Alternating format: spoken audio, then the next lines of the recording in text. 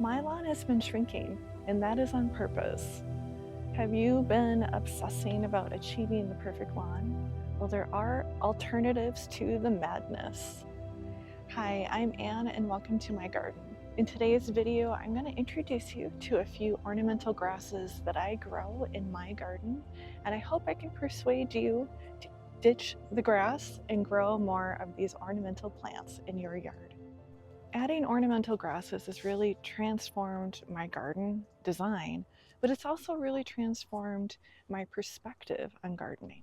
So when I first started gardening, I really had a very flower-centered idea about growing plants, and I thought that grasses were invasive and they were hard to control and maybe not very attractive, frankly. But the more I've added them and learned more about them, the more I feel like they're essential plants for my garden. I've started a small but diverse collection of ornamental grasses in my garden. They're great plants because they come in a variety of shapes and sizes, foliage colors, as well as textures. Most ornamental grasses do like full sun, but there are some that are made for part shade or shade conditions as well. As opposed to lawn, it's a lot lower upkeep. It requires a lot less energy, so you don't really need to water them very much. Most ornamental grasses are fairly drought tolerant. You won't really need to fertilize them as well as mow them, so you don't have to worry about a lot of maintenance with ornamental grasses.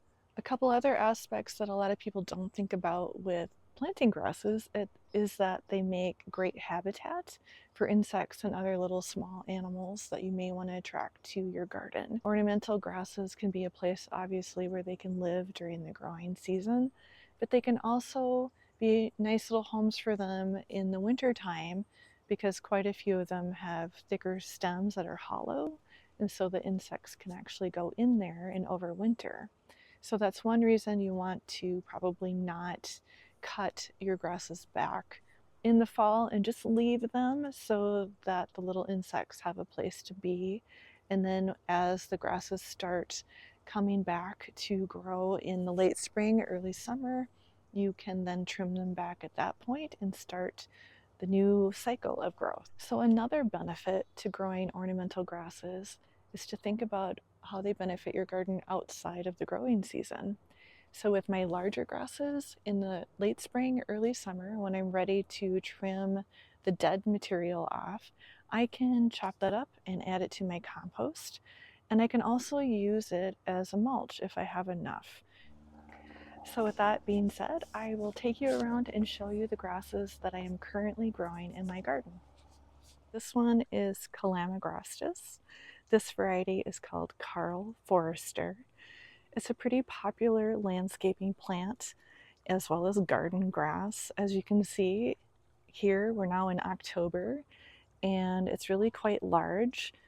It has these really tall flower seed heads in the fall that are just really pretty, that have that wheat color that contrasts with the base of the plant. I've also divided this plant, and so I have it in other areas, but I do think it can either work nicely in a group or you could plant it as a specimen plant. I've also seen people use this grass as a hedge or a living fence, which is an interesting idea if you want to do something other than using trees or shrubs to create a hedge.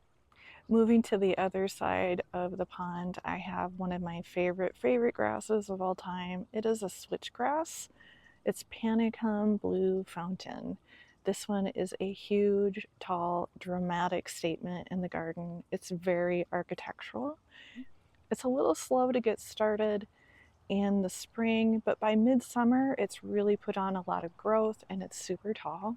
I also really love this particular cultivar for its really strong blue-green color, and it doesn't have a lot of contrast with the flower heads, so they stay a very kind of monochromatic scheme in terms of the color, but it works really well if you want to contrast that with warmer color foliage plants or warmer colored flowering perennials, for instance. So the next grass that I'd like to show you is called sioux blue.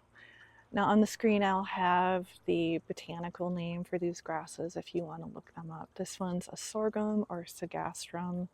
This one can get up to 7 feet tall and about 4 feet wide in my experience. This is a first year growth on this particular grass in my garden back here by my pond.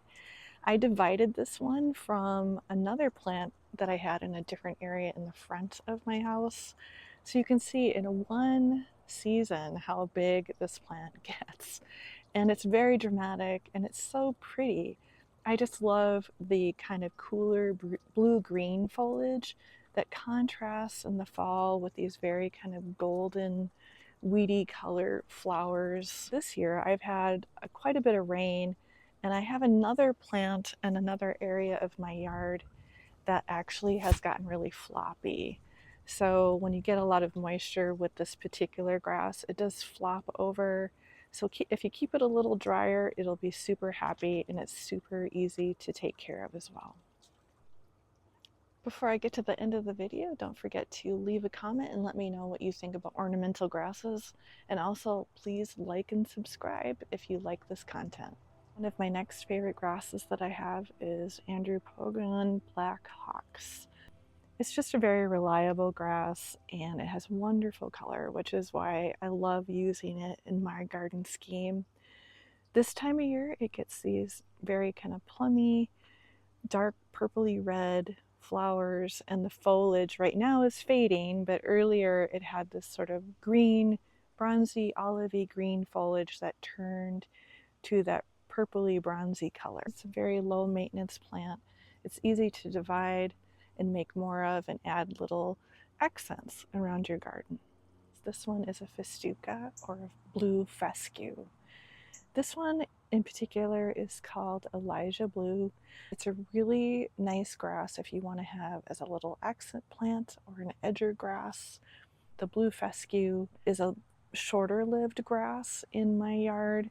Some people have complained that sometimes it doesn't live more than a couple of years. I've been able to get mine to stay growing longer, and I think that's in part because I trim the seed heads off. So this one does get little wheat colored seed heads later in the season, but I think because I trim those off, it actually prolongs the life of this plant, so I can get a few more years out of it that way. It is fairly drought tolerant, but if you're having a lot of dry weather, you may want to consider just giving it a little bit of water here and there just to keep it fresh looking. So the next grass I have is prairie dropseed. Now this is a native prairie grass. This is not a cultivar that I'm showing you, but I've got a little grouping here in the front mixed with some creeping junipers and other perennials, and it really looks great when it's planted in mass. This one does get some little seed heads on it, but I find that these are not a problem in my yard. So just because these have seeds doesn't mean they're going to spread, which is good with this particular one, and I haven't had any trouble. It seems to be really well behaved in the garden. This is a cultivar of native little blue stem. This one's called Blue Heaven. So this one is a really attractive cultivar. It has a deeper, bluer foliage, and in the fall it turns this more intense plummy red color. In this light you may not be able to see that as well at the moment, but I really do recommend this one as opposed to the native little blue stem. It's a little bit more well behaved in terms of self-seeding. It does a little bit, but I have found that it doesn't do that as much as the native little blue stem. This one also has a more upright habit, so it's a little bit neater and a little easier to combine with other perennials in your garden. I have it mixed with some sedum here, and so the color combination with those two in the fall is really nice.